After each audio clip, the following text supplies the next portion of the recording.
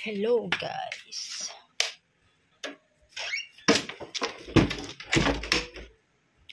Guys, I need help.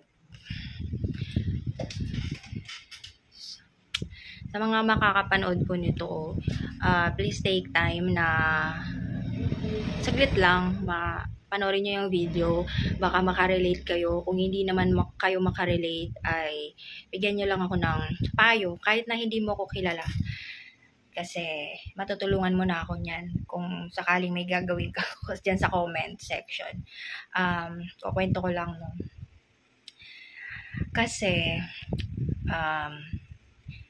sobrang na-depress ako. Kahit na sinasabi ko sa inyo na okay lang ako, parang yun nakapanood ng vlog ko na na-interview ko yung may utang sa akin na 300,000 pesos.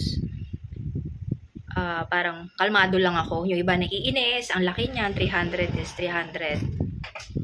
So,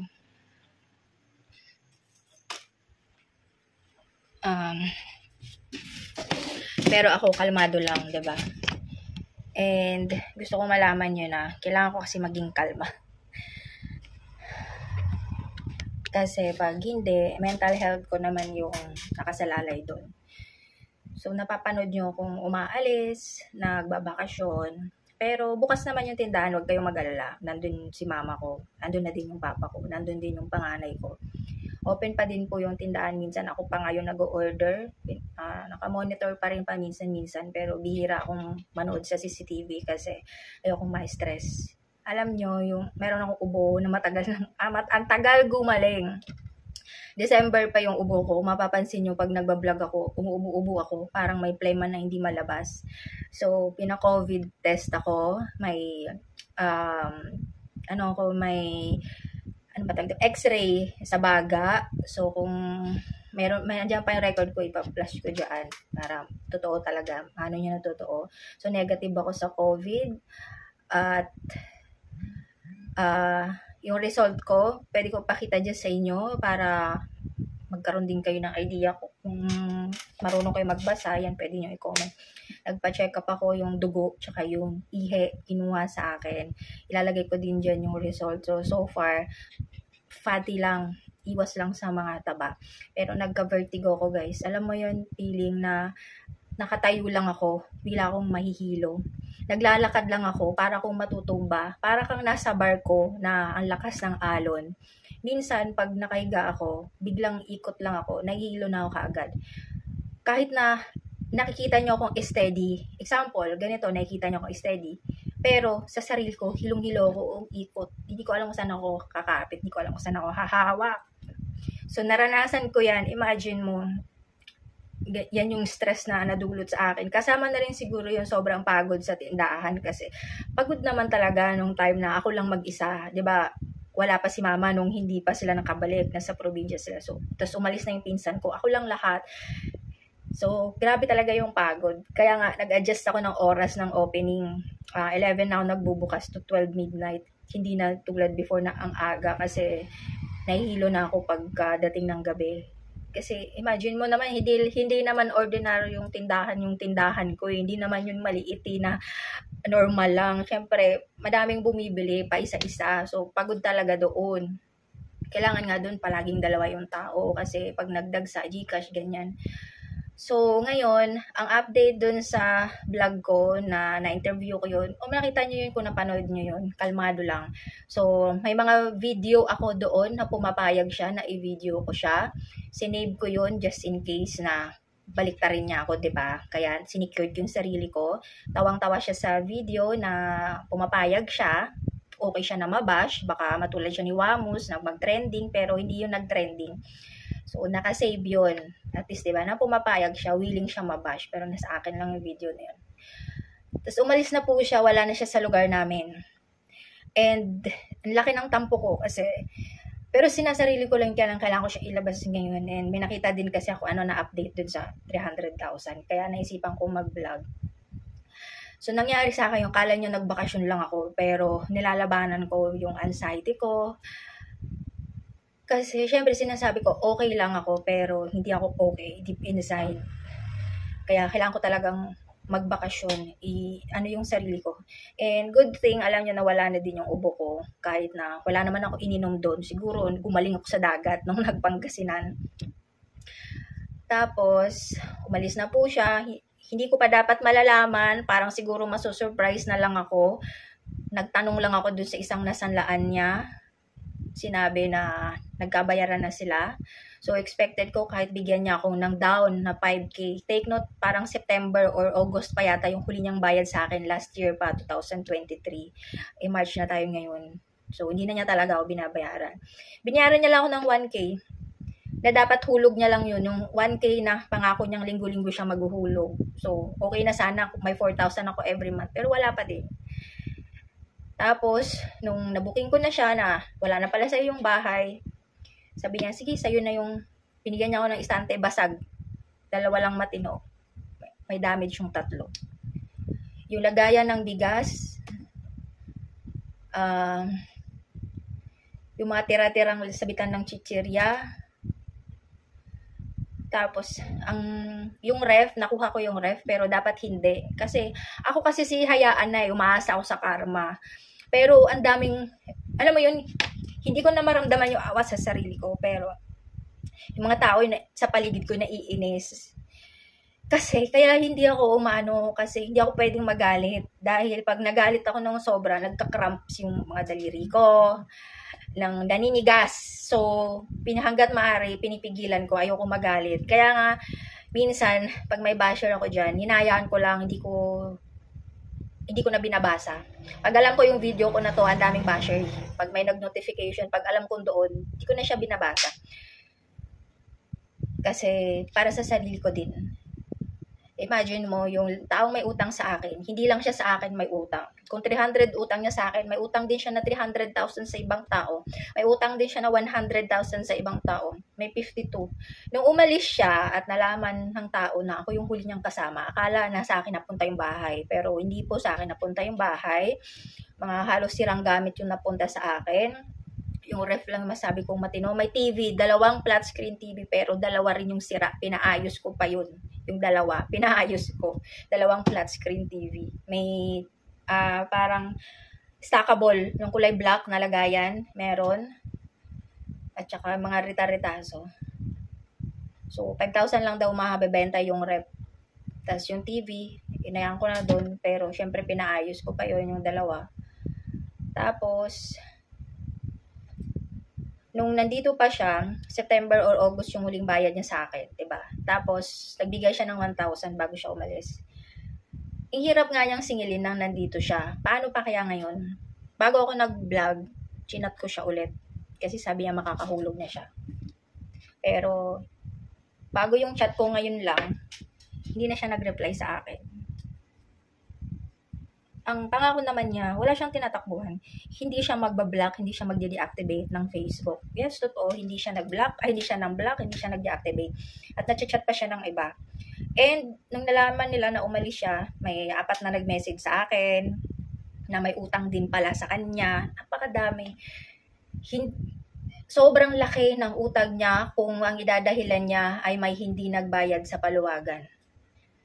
Ang mga utang niya, labas yung iba sa paluwagan. Nakakakilabot guys, nakakakilabot. Para siyang yung mapapanood natin sa GMA News na mastermind na scammer. Grabe, yung mga testimony, yung mga nag-chat sa akin. May 3 pang pumunta sa bahay na hinahanap ako dahil nakasanla pa pala yung bahay niya sa kanya. So, nakasanla na sa 2, pero yung 2 nag-quits na kasi sila yung nagkuntsaba, nag-usap sila, quits na yung isa at yung isa napunta sa kanya yung bahay. Pero may 2 pa pala na nasanlaan niya ng bahay. Tapos, yung isa naman na pumunta, hindi taga dyan. May utang din sa kanya. Tapos yung iba sa mga paluwagan na. Hindi ako kasali sa paluwagan na. Ako yung nauutangan ng mga member ko ng paluwagan na mag-a-advance ng uutang tapos babayaran pag sisweldo na. Pero hindi ko nakilala lahat ng mga taong yun. Plus, nakita ko yung listahan sa iba na may tindahan din. Hindi din niya kilala.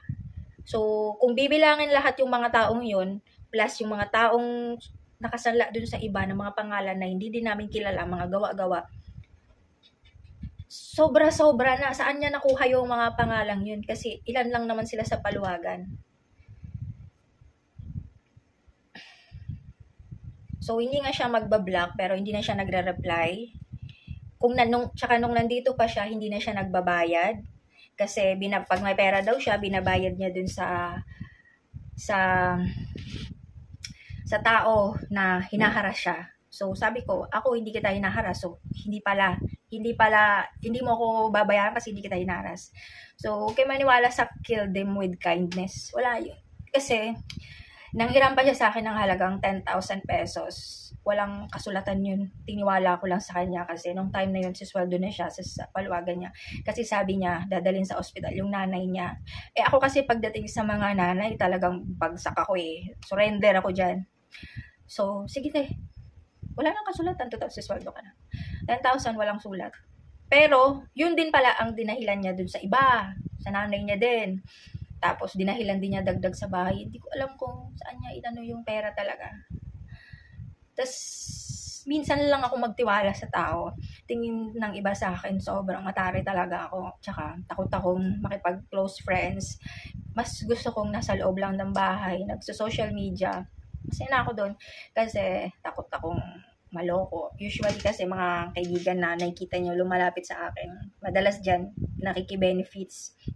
Hindi ko naman nilalahat, pero kaya ako to nasasabi dahil ganun ang nangyayari sa akin. Diba? Lapitin nga ako ng scammer eh, pati yung mga pictures ko ginagamit ng scammers. Kung naka-follow kayo sa akin sa FB ko, may kita nyo yan, ginagamit ng scammer yung pangalan ko. Mabuti na lang talaga, karamihan sa nakakakilala sa akin, alam na hindi ako ganun. Tsaka pinopost ko talaga yung mukha nila, yung nagpo-post na ganito ginagamit yung picture ko. Lalo na pag nagpicture ako sa may tindahan yung background ko, nagpicture ako na ang dami kong pinamili. So, masakit na sinasabi ko okay lang ako na pero imagine mo yung 300,000, 'di ba? Makapagtayo na ng bahay yan. Diyos ko, makabili na ng lupa yan, kotse.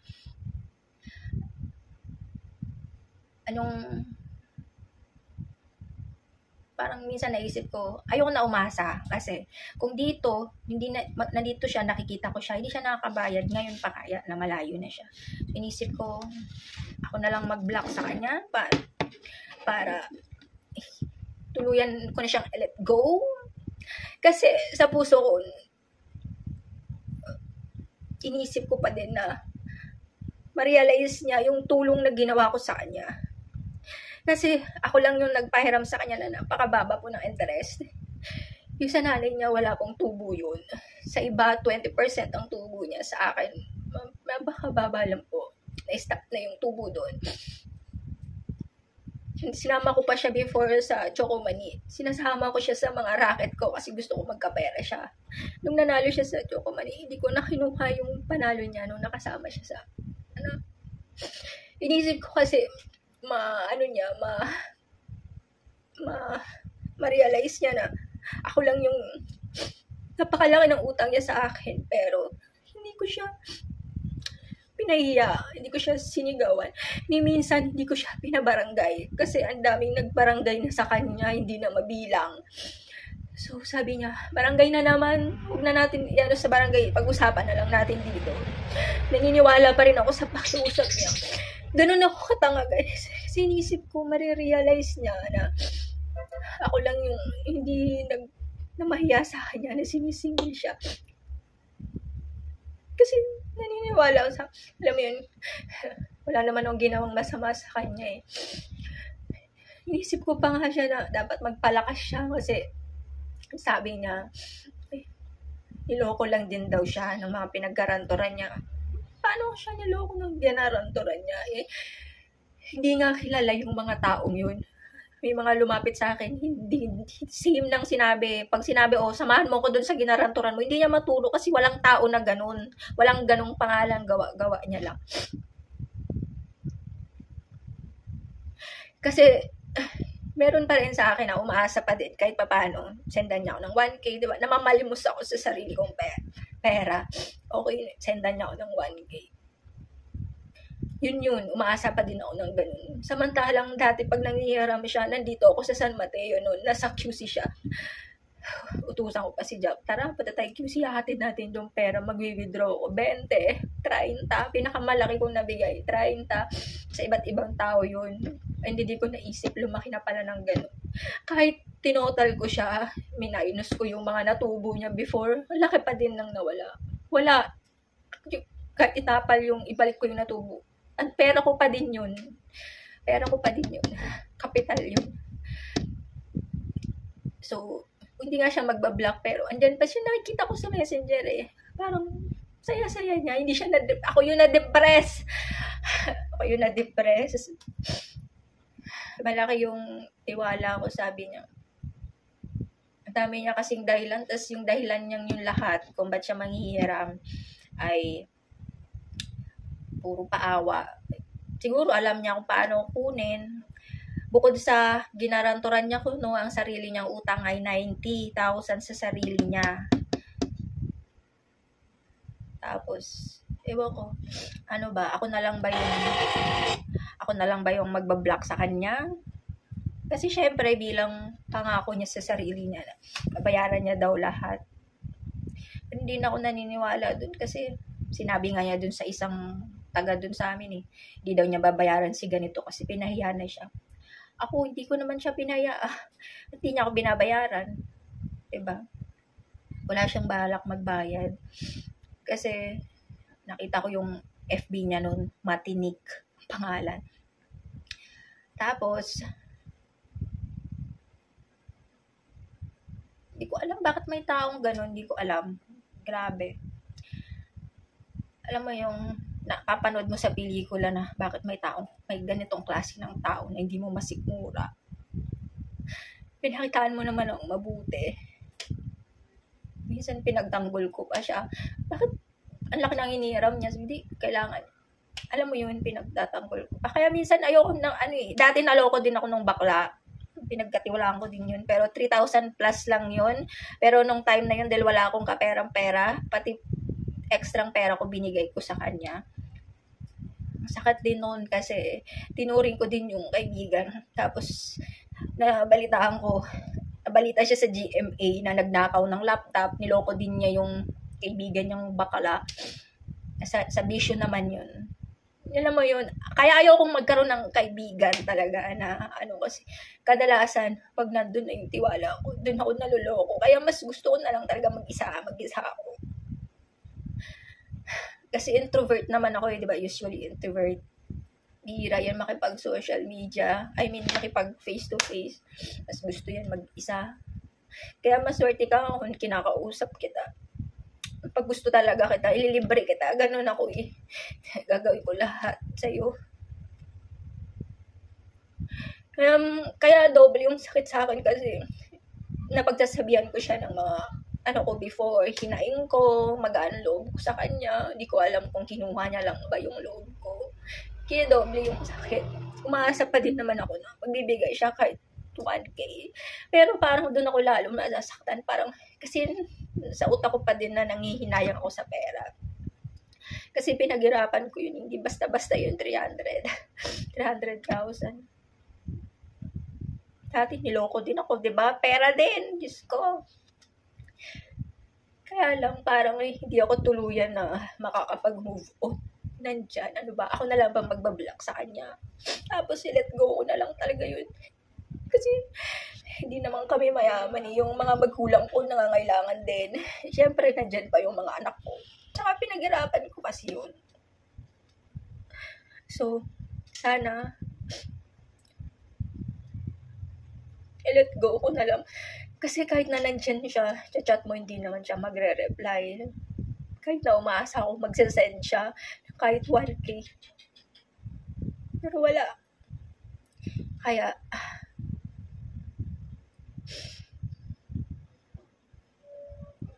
gusto ko lang mabasa yung mga mga comments nyo. Anong gagawin ko? Ako na mag-block.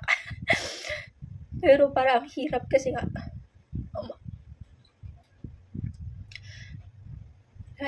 Kaya ako doon naisipan kasi syempre umaasa nga ako na mabayaran niya, 'di ba?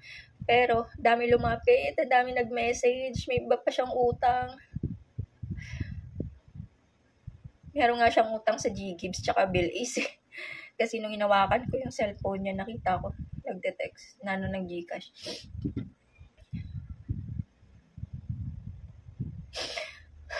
Nagdarasal naman ako before, no? Lord, ilayo niyo ako sa mga scammers, sa mga manlulokong tao. Kaya hindi ako nakikipag-usap ng kasi takot ako. Bakit nilalapit na naman ako sa mga ganitong klase ng tao na mapagsamantala? Na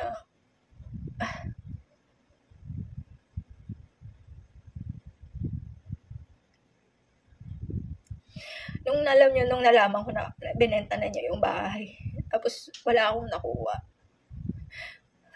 Sarado ako ng tindahan kahit ang aga pa. Kasi gusto ko umiyak sa kwarto.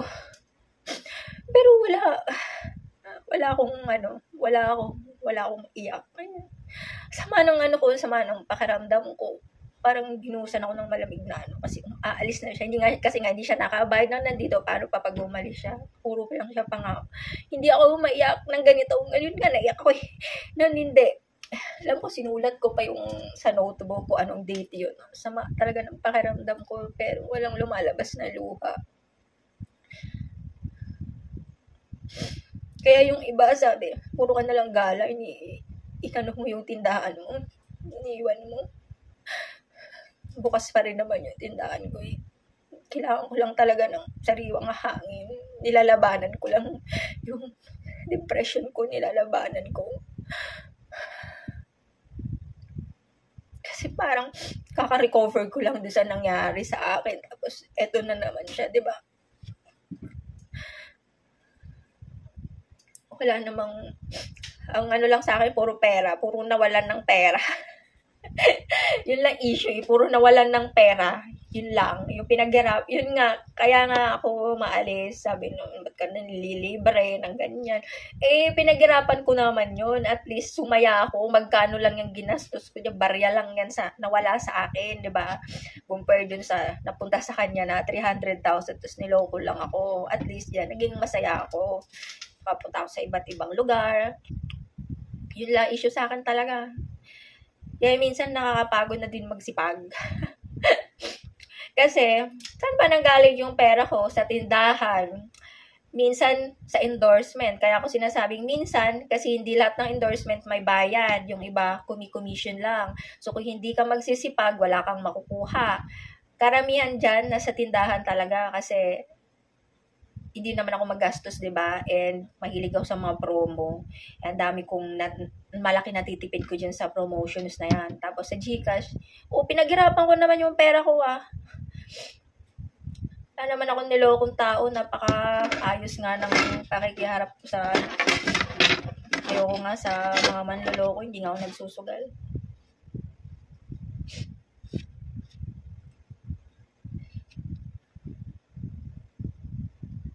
Namimigay din naman ako sa mga kamag-anak ko. Hindi ko nga binibidyo.